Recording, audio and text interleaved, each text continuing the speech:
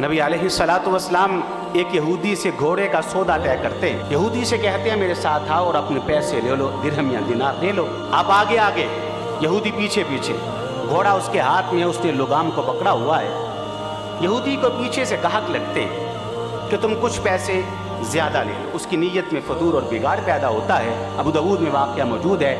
وہ کہتا ہے محمد صلی اللہ علیہ وسلم پیسے دینے ہیں تو ادھر دو وگرنہ سودا کینسل. نبی علیہ الصلوۃ والسلام کہتے ہیں سودا کیسے کینسل ہو سکتا ہے، سودا تو طے ہو چکا ہے.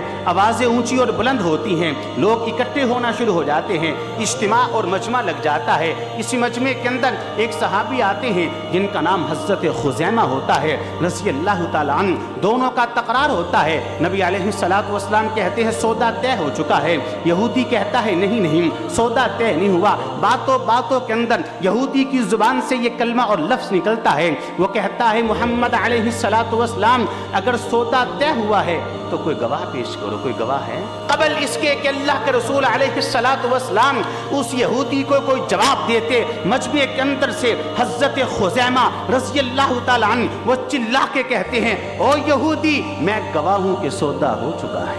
یہودی کو گھوڑا دینا پڑا، وہ تو وہاں سے رفو چکر ہو گیا.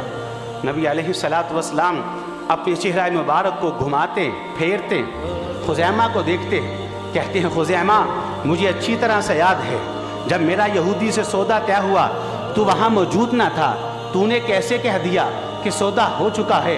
اللہ کی قسم جو خزیمہ نے جواب دیا اگر سونے کے پانی سے لکھا جائے حق ادا نہیں ہوتا.